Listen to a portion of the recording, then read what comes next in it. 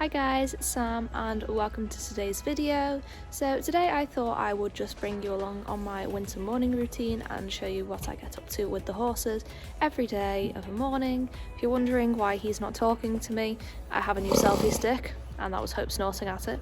They're a little bit creeped out, so they need to get used to that. So the first port of call every morning is to hay the field once I've switched everything on. We do this pretty much despite the weather in winter, because it just discourages the horses from running around like fools, because in the deep mud, we don't want them to get hurt. Hey baby! Very unsure of the selfie stick. But yeah, and when it's frosty and things, it just means they're not eating the cold grass.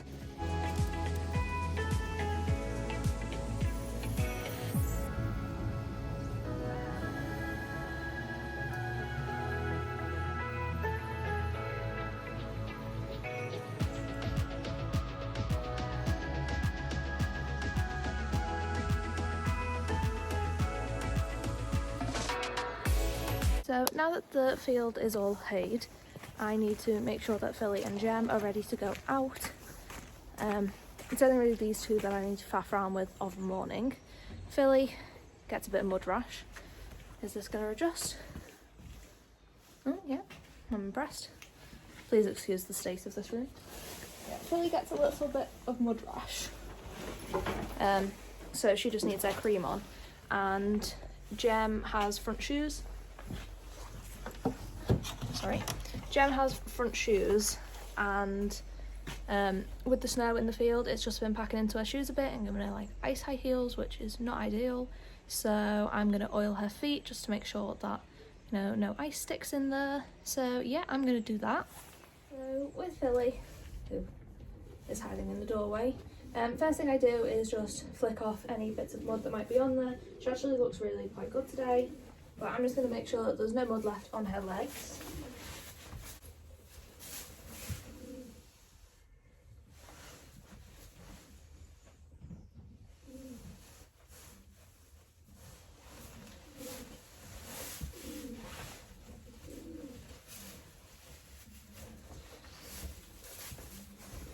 So now that there's no mud on her legs, I am just going to pop some of this Protection Plus on. This is the Cartier Martin and it was only $12.50, and honestly guys, this has been the best thing that I've ever found. My friend recommended it to me and I'm so glad she did, because it's cleared it up no problem. So as you can see, it's just like a pink loopy thing. I'm just going to whack that. She gets it round sort of the bottom of her fetlocks. So I'm going to just put this on. You don't need to use loads of it either. It's just an antibacterial thing. Hi Baba. So I am going to just pop this into the back of her heels. Now Philly's actually really good. She doesn't need like a head collar or anything on when I'm dealing with her in the stable with anything like this. As you will see in a minute, Jem can't really say the same thing about. She's a bit of a diva. She thinks when I'm here in the morning that means she needs to go out or get fed. She doesn't really care for in-betweens.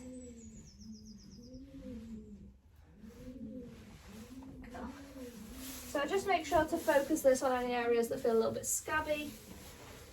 As I say, Philly is actually cleared up really well. It's more just she doesn't have much hair to protect her now from where she was quite sore. Her back leg, she tends to get it a bit higher up than her fetlocks as well. So I just make sure that I really pay attention to anything up there too.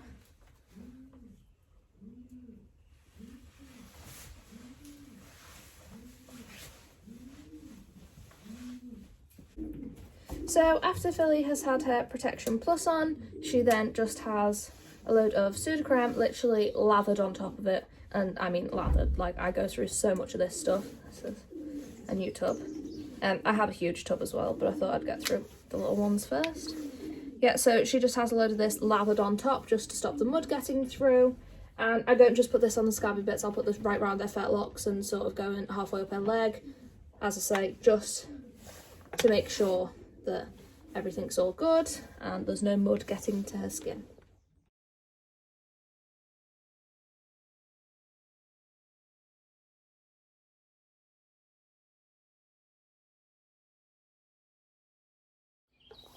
So Philly is all done, which means it is time to oil little Gem's legs. She has thrown the head collar on the floor in an impatient fit. So yeah, as I say, all right, Baba. They're all a bit freaked out by this stick. Yeah, as I say, she's a bit of a madam, so I'm just going to whack her head collar on before I do anything with her because she doesn't really like being faffed with, especially first thing in the morning. Right, so I have oiled Gem's feet, but the phone wasn't recording, which is a bit of a pain in the neck, but hey ho, a bit bright. So now I'm going to throw the horses out. I will try and find somewhere to prop you up where I don't think that they're going to trample the tripod.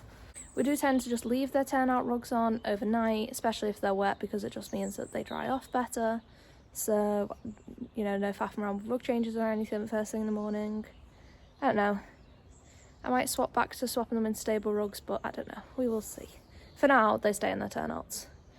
So yeah, I'm going to throw them all out and then crack on with their jobs.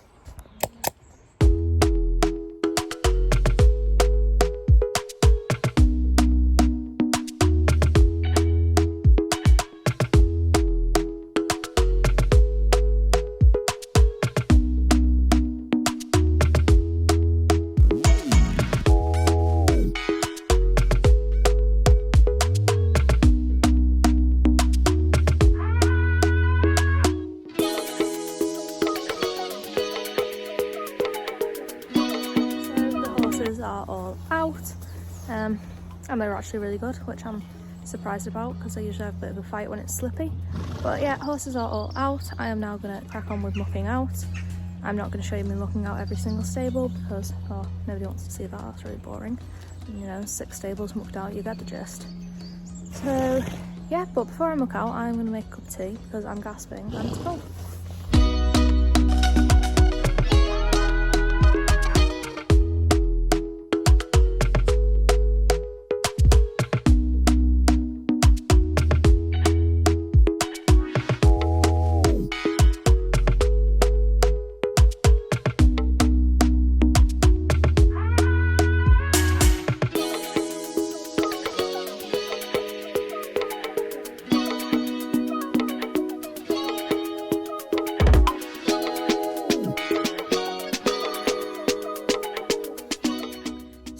Melon's bed all done and just, you know, 5 more to go. But as I say, I'm not going to bother showing you that because it's just the same thing, you know, it's just that 5 times. So yeah, he's all finished. I'm going to get everybody else done. Okay, so now that the beds are done, the next job is hay nets. And I am lucky enough that when my mum is up here on, you know, whatever days that she is, now we're in lockdown, it's more often, she tends to fill a load of nets so that then I don't have to, because I hate filling hay nets and it makes me cough and yeah, it's just not good. I'm allergic to hay, which is great when you have 6 horses. So they're all filled, so I'm just gonna throw them all out and then tie them up and then I'm nearly done. It's just horses after that.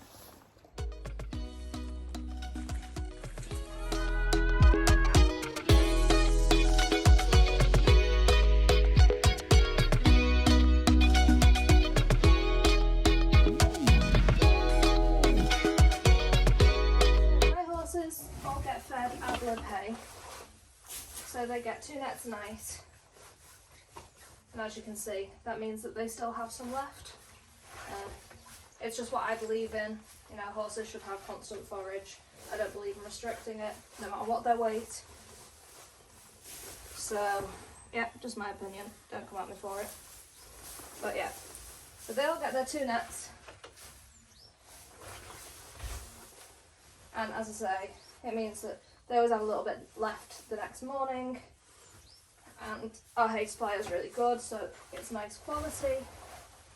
So yeah.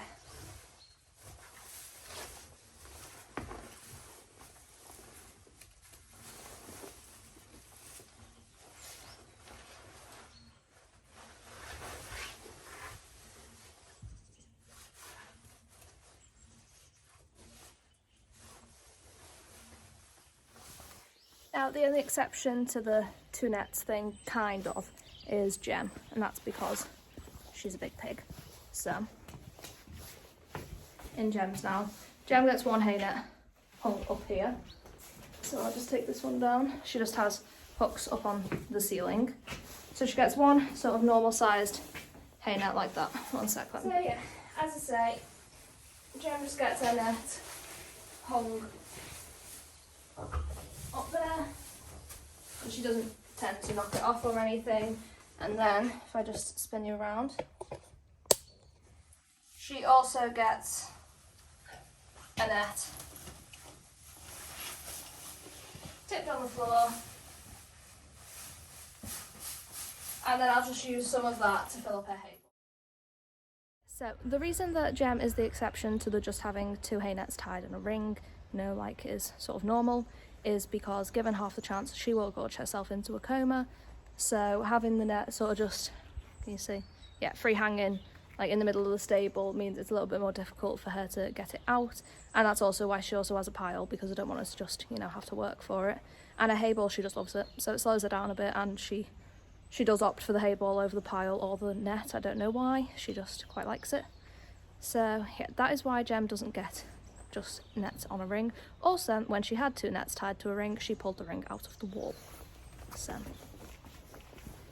yeah, that was in Gem's wall.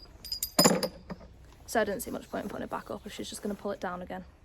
So I'll tie up everybody else's nets, and then all that's left to do is waters.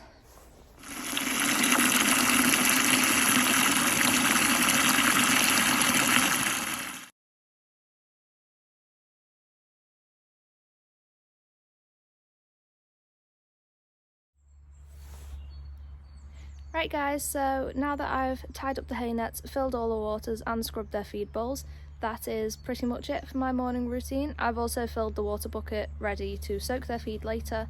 I use fresh water every day, it's like one of my things that I have to do. So yeah, that's pretty much it. If I was going to be leaving the yard, like for example when I start uni or whatever, then I would brush up and tidy around and everything, but because I'm going to be here all day anyway and I'd have to brush after they've came in, there is really no point, and it's not that messy, so it doesn't bother me too much. So yeah, that's it. I hope you guys have enjoyed and not found it too boring. I mean, I think it's quite boring. I've literally been filming all morning, finding it really boring because, well, it's what I do every single day, but hopefully you guys have found it at least a little bit interesting, or you know, just like to compare to what you do or whatever. So yeah, thank you guys so much for watching. It really means a lot to me. Please be sure to like, comment and subscribe. We are starting to approach 100 subscribers now, and that is so exciting. Like, thank you so much. So hopefully we can get to 100, please. Really appreciate it. But also sorry if you can hear machinery in the background. The golf course has got tractors and things out. But yeah, so that is it. Like I've said 100 times, thank you for watching. I will see you all next time. Bye.